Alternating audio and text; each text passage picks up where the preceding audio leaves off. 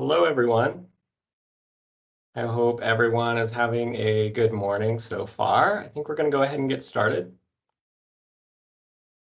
Today is Thursday, September 8th, and we are recording this meeting. My name is Matt Schmidgall. I'm the School Programs Manager here at the Pima County Health Department. Thank you all for joining us this morning. Our agenda today is a short one. I think this meeting will be brief. A couple announcements. We'll do our COVID-19 update, and then we do have a presentation on Walk and Roll to School Week. Just a reminder, these announcements were shared last week, but our vaccine equity team is scheduling vaccine clinics to schools, and those new boosters are available. Those have been authorized. The previous boosters are no longer being administered, but our clinics did receive the new updated booster shots, and our vaccine equity team would be happy to schedule a time to come out to your schools and provide those. Also not on the announcements, but a follow-up from last week. For those of you who were here to listen to the presentation from Dr. Lowe, we did send out the resources after the meeting, and we received some kickbacks because the attachments were so large. So if you did not receive the resources regarding the stock inhaler program, go ahead and reach out to us and we'll find a way to get those to you. We might have to break it into a few separate emails. Moving on to our COVID-19 update. As of September 1st, we're still in the green, so that's good news. Still in high transmission. You remember last week I had shown that our transmission dipped a little bit. We went back up slightly, so still in high transmission, but the good news is we're still considered the green, the low community level. And then we hit the 50% mark for ages 5 and over who've received their first booster dose. Just a little bit more information here that shows how these community levels are determined. We expect this information to be updating later this afternoon, so you're always welcome to check the CDC website to find the latest numbers. Here's our community level map. You can see that we're looking okay, especially here in the Southwest and in Southern Arizona. And our transmission map still looking pretty dark here, although it looks like Yavapai County did move into the orange, so that's good. Pima County is still considered high transmission. That's actually all I have for you. I did not present on monkeypox this week. I'll probably put some slides together for you for next week's meeting to give a quick update on where monkeypox is here in Arizona and here in Pima County. But in the meantime, here's our contact information. You can always call us, or probably the best way is through email at schoolsupport@pima.gov.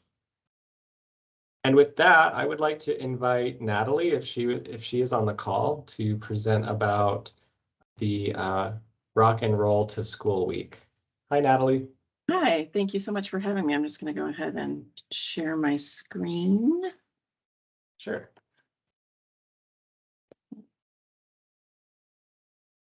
You see my PowerPoint? We see it. Okay. One sec here. Sometimes I have trouble when I'm on Teams of getting it going because it's covered up by my prompt. Okay. So my name is Natalie Shepp, and I am a Senior Program Manager for Outreach and Education for the Pima County Department of Environmental Quality. And today I'm just going to speak to you about a couple of different programs that we're offering that relate to school health that we hope that you can help us get the word out about these programs and encourage Pima County schools to participate. So the first one is Walk and Roll to School Week.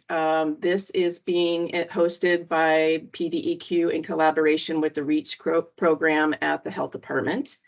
And the goal of this particular program is to encourage students to walk, bike, skateboard, rollerblade, whatever way they want that isn't in a car with just a parent. We're trying to get those single occupancy vehicles off the road and trying to get people to be encouraged to get around in different ways and also promote safe routes to school programs and promote fitness as well as community building.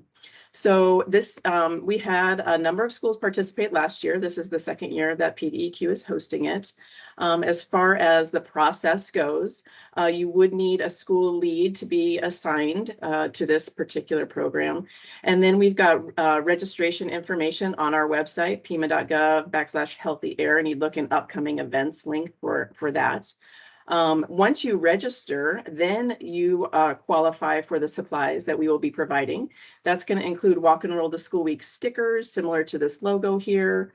We've got flyers, electronic and paper flyers upon request. We have large banners that can be put out in front of the school. Raffle tickets. So each time a student walks or bikes to school, and this, each school can kind of decide how they actually implement this program. It could be open to carpoolers. It could be open to kids who take the bus. Those are all things that encourage alternate modes or are alternate modes. So we would encourage you to include those as well. But each time that happens and they arrive to school in one of those modes, then they would get a raffle ticket. And at the end of the week, each school will be able to pick one student who wins the grand prize. And we are offering Razor scooters as the grand prize. We can provide other prizes upon request. So the Razor scooters are great for those elementary schools, but once we get into the middle and high schools, they're not so appropriate. So that upon request, we can offer an alternative grand prize.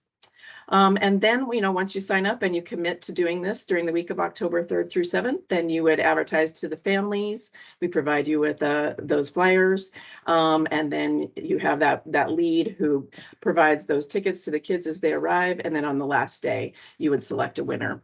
And I am aware that this week, many schools, I know TUSD is off on the 7th as the beginning of their fall break. And that's perfectly fine. It can be a four-day activity instead of a 5-day activity. It could be a 1-day activity. So we're really flexible on how schools can implement this program. We would just like to have as many Pima County schools participating as possible. So that's Walk and Roll to School Week. The other program that is new this year that we're offering is idle-free schools. And what we would like to do is encourage schools to either implement or enforce their existing idle-free policies. Why do we want to do that? Well, we want to reduce the exposure that students have to toxic air pollution that's emitted by motor vehicles at schools. And it has been shown, EPA has extensive information on their website as well, that when we have a lot of cars idling in one location, right in the same location where students are waiting to be picked up, those students, as well as the parents who are waiting and the staff, are being exposed to high concentrations of toxins that are coming out of those tailpipes. And so I think oftentimes we don't even necessarily think about this as an issue, but it truly is an issue that is a health issue for students and staff. So what we're trying to do is encouraging schools to implement policies, to have idle-free zones at their pickup locations, or enforce those policies. I can tell you TUSD already has an idle-free policy. So it would just be a matter of enforcing those policies if they already exist. So the way this would work is that, again, you would register your school through the same link that I provided for Walk and Roll to School Week. Again, it's under upcoming events, idle-free schools. And then there is quite a bit of information that I will be providing to schools. And so I would like to, this is voluntary, of course, for every school that registers, schedule a 30-minute meeting to go through the materials that I will be providing to you. And then the materials will include, you can see this logo here. Those are the signs that we will print. So each school that registers to be idle-free school will receive 2 of these signs that can go in their drop-off and pickup zones. We'll provide you with sample policies, sample letters to parents and drivers. We also have bookmarks with information about idling, as well as decals that can go on car windows to remind parents not to idle. And the best part about this, I think, is that we have guidance on how to develop student-led projects. So a couple of years ago, our department worked with one school to do a pilot program, and they found that the students who were involved in this process, collecting data about the existing idling practices, then becoming involved in the actual education to the parents, and then doing the follow-up data collection. You can also do a depending on the age of the students, you can calculate emissions that are coming from those idling cars. So we have sample calculations for that. So it's really effective when the students are involved. And they're the ones who can really educate those parents about the harms that it causes and why we're trying to reduce idling. So we have a lot of information, and we would love to see as many schools as possible participate in this and really raise awareness around this topic of idling and trying to reduce it in our community. And then the last thing I just want to tell you about, these are ongoing resources that PDEQ offers. We offer presentations and educational resources on a lot of different environmental topics, including air pollution, climate change. And then we have a really fun book called Little Green Riding Hood that covers a large variety of environmental topics in a storybook way, and we can provide copies to schools on that. And we also have our Desert Dwellers Know project, which is based on Bird Baylor's books. And we have a lot of resources on our website as well to link educators to all of these things. So some of these things can be accessed on our website. They can be implemented by educators directly, or you can request for us to come in and do presentations. And those presentations can be customized depending on the curriculum that you're trying to fill for the different, and it's all different age levels. So please feel free and reach out to us and have a look at what we offer on our website. And that's all I had today. So I'd be welcome to answering any questions that you might have.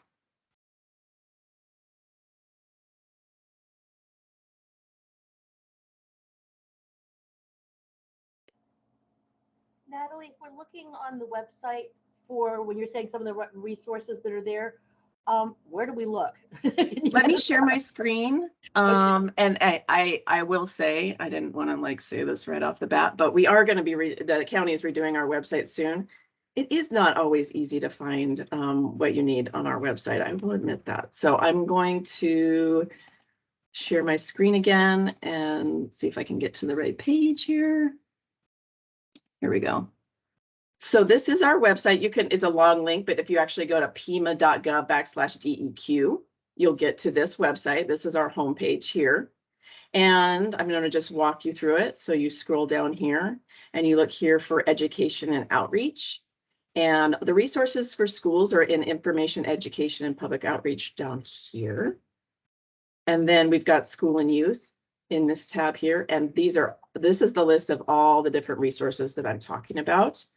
One thing I did mention too that's kind of cool that we offer is this guidance on school pocket parks that also ties into the idling program, because obviously we have a lot of idling because of weather conditions and people trying to climate control their vehicles. And so we have guidance on trying to implement pocket parks nearby schools. And that also is another community building kind of endeavor here. So, but this is basically, you could look here at the teacher resources. There's a lot of different information in here. And then with respect to the presentations, you can see here that this is actually like a, let's see. Oops, I'm sorry. That's a video. There is a build your own. So you can kind of look at the different variety of things that we have for presentations. And then you would contact the lead for the school presentations is my colleague, Karen Wilhelmsen. And her information is up here and her phone number is here. And you can contact her directly to schedule those presentations.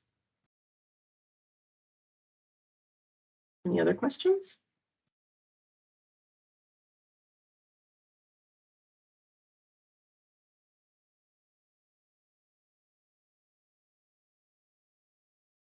All right, well, thank you, Natalie, so much for sharing with us today. It looks like your program has a lot of great resources to offer to schools. we'll be sharing Natalie's presentation with the rest of our resources and information in our follow-up email. And so if you have questions, I'm sure her contact information will be there as well. If you're not able to get a hold of her, you can reach her through our school support as well. We'll pass along any messages that you want to send. Thanks, Natalie. Thanks for the opportunity. I'll also send you those direct links to make it easier to find some of these things that you can send out in that email as well. Great. All right. Does anyone else have any final questions before we wrap up today?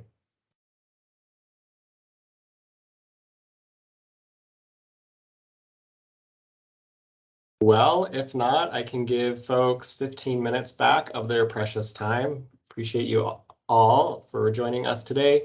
Have a good rest of the week, and we'll see you next Thursday. Take care. Bye.